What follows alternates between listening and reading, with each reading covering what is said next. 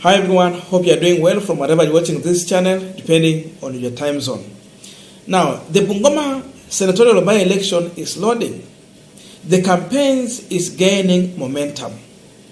And during the weekend, there are several things that has happened in Bungoma County that a serious candidate might not assume.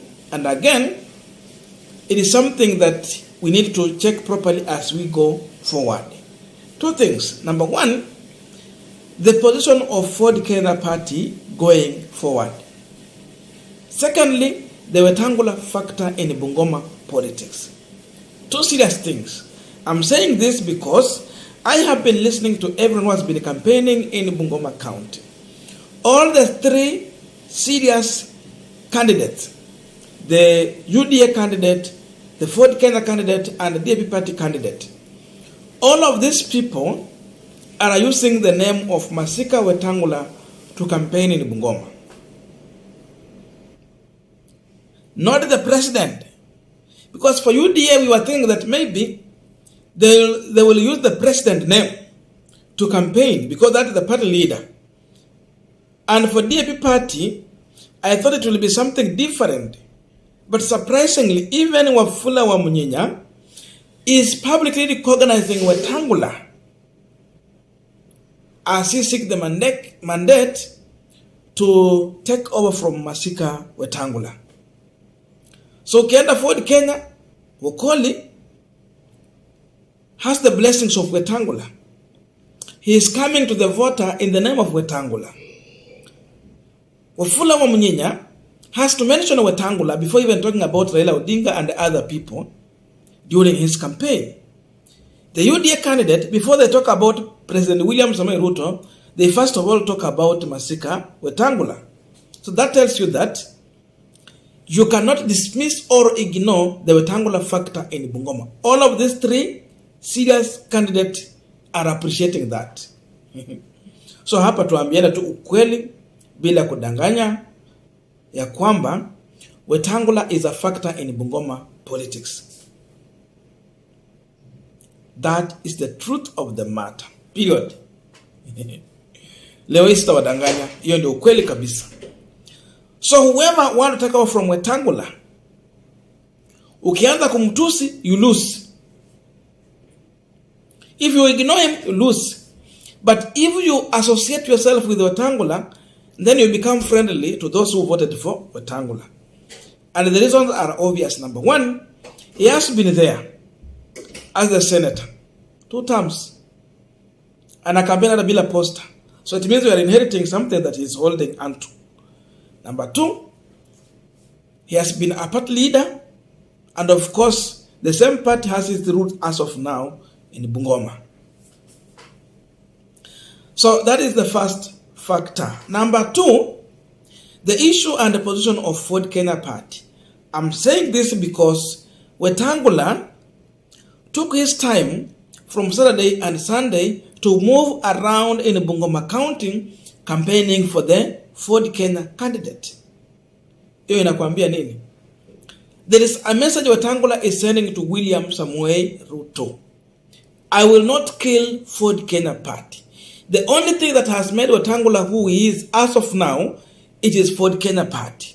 If it was not Ford Kenya Party, there was no way Wetangula will become the speaker. There was no way Wetangula will sit on the same table with William Ruto to negotiate.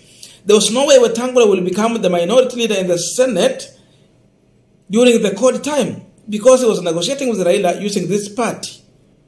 There was no way Wetangula will become a principal in a NASA coalition. So Wetangula is thinking about what next after William Ruto has exited politics. He is not going to merge Ford Kenya Party. That's why he's on ground to campaign for the candidate. And he's using every resource, every time, and anything within his reach to campaign for the Ford Kenya candidate. If it was easy they are going to merge, then Wetangula will not waste his time to move around the county campaigning for the candidate. He will know that we are going to merge this thing. Unajua mkimaja party, every party has a price. So Ford Kenya has its price. Atapewa tu na amaje. But he has decided he was not going to merge his Ford Kenya party. Two things seriously. Now, people might doubt what I'm saying. I just want you to listen to the DAPK party candidate who also happened to be party leader. I'm talking about Wafula Wamunyinyi. Wafula Wamunyinyi was campaigning, but if you listen to him, you will see he has mentioned Wetangula severally, repeatedly in his campaign. Meaning you cannot ignore Wetangula, despite the fact that Wetangula is the Ford Kenya party leader, Wamunyinyi is the DAPK party leader. But still he recognizes Wetangula, and again he's using Wetangula name to seek for the mandate in Bungoma. Listen to him shortly. Nataka kumpongeza yeye kuchaguliwa kuwa speaker wa National Assembly of Kenya. Pongezi mheshimiwa. Najua watu wengi wanafikiria mimi na wewe ni adui, lakini sisi sio maadui. Tumekuwa tunashindana, najua mimi natafuta. Wewe ulikuwa kiongozi wa chama, ukanishinda. Lakini mimi nikapata chama ingine ya DAP. So mimi pia ni party leader wa DAP. Na wewe ni party leader wa Ford Kenya, tunaheshimiana, tunakuheshimu. Kwanza kama kiongozi katika Senate tunafurahia wewe kwa hiyo nafasi ya speaker. Lakini mimi pia nashukuru kwa sababu uliwacha pengo hapa ya kiti ya Senate wakati umechaguliwa. Mimi nilikuwa nikisukumwa na watu Bungoma ni run for Senate wakati wa kura iliyokwisha. Wengi hata huku Webuye, Bungoma, all over. Lakini kaona kwa sababu tulikuwa tumesukumana na wewe, tumefurutana miaka 2 kwa mambo ya chama ya Ford Kenya. Sasa nikikuja kuandama tena kwa kiti yako ya Senate, watu wanasema mimi niko na mambo mengine tu ya binafsi pengine. Na nikarudi nyuma. Kumbe hiyo hata ilikasirisha watu wa Kandui, ukaenda na kiti changu ya Kandui ile ndogo. Lakini wewe kwenda katika nafasi ya speaker na ulikuwa Senate, kuna kiwango hilo uliset kama representative wa Bungoma, kama senator. Hiyo kiwango uliweka kama senator wa Bungoma. Sidhani hao watu wengine wanakimbia wote wanaweza kufika hiyo kiwango. Kwa sababu inataka mtu ambaye ni machua, mtu ambaye ako na uzoefu, anaelewa county, anaelewa mambo ya nchi, na pia ambaye anaweza kusimama asungumuze mahali popote Kenya na wajue hii mtu anaongea mambo ya watu. In this era tunaenda serikali kuu ya mahasla. We will need people who can speak out. And such people are only people who are seasoned. Wale wako na uzoefu and have demonstrated, wako na record ili inaweza kuonyesha they can talk for the people. So mimi naomba watu wa Bungoma, I think mimi tu ndio naweza kufit hiyo nafasi. Now, we are continuing with the panel discussion, but just a quick request. For those who are watching and they are yet to subscribe, please consider subscribing so that another time, once we release a video like this one, you will always get notified. Again, to all our channel subscribers, and on the comment, and those who have joined the channel membership, thank you so much for your unconditional support. Again, I'm requesting to give this video a thumbs up so that YouTube can recommend our videos to more viewers. Back to our discussion. Now, you have heard from Wafula Wamunyinyi himself. For Mwambuma Bonga and Wafula Wakoli, we can say they are mentioning Wetangula because they are in the same political party. Sorry, in the same coalition. But because Wafula Wamunyinyi is in a different coalition, that's why I decided to bring his video here. Just to show you the exact thing happening on ground.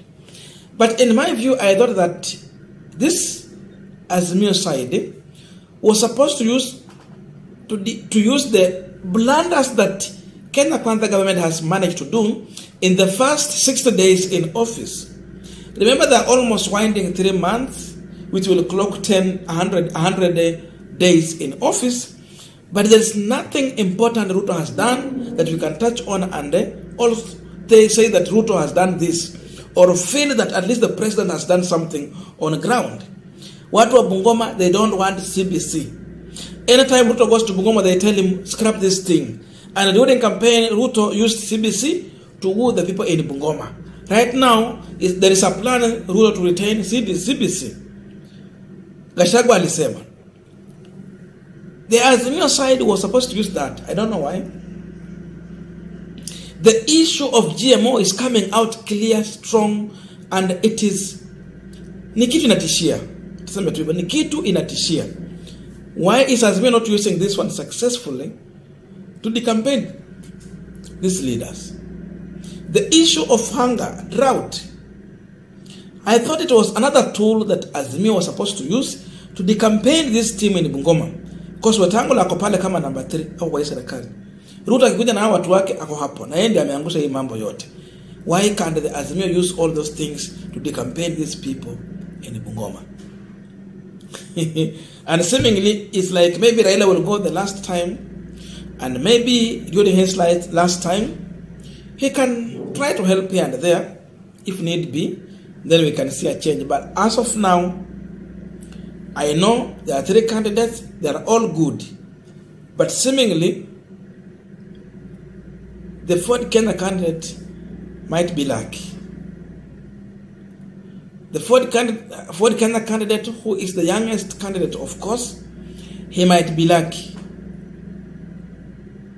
Because Wetangula want to make it right. And he's going to push in that direction. I'm saying this because, and I have been saying severally, that when Wetangula needed someone else to take over as the governor, he went and picked Wangamati from corporate world and they made him governor. The day he differed, alimngoa, akakuja na Lusaka, akamrudisha, akamfanya governor. Siku atakosana na Lusaka, atamngoa, alete Didmas Baratha pale. And now, between Didmas Baratha and Dani Wanyama, these two should come out clear and tell us who is the chairperson of transport and infrastructure. Who is the chair? Because Didmas Baratha is claiming the chairmanship. And Dan Wanyama is also claiming the chairmanship. And Wanyama is telling us that the only truth that Didmas Baratha can tell you, it is his name. The rest, it is lies. So who is telling us the truth? But what I understand is that Didmas Baratha is brave and he is playing smart politics. He has interest. His interest is to become the governor of Bungoma County. And he knows to become the governor of Bungoma County, it means you work with Wetangula and shift to Ford Kenya Party. Didmas Baratha is on his way out of UDA Party to Ford Kenya Party. And after Lusaka, Didmas Baratha will be seeking to be the next governor of Bungoma. It is coming. And that is the fight between Didmas Baratha and Wanyama. Wanyama want to become governor also. Didmas Baratha want to become governor.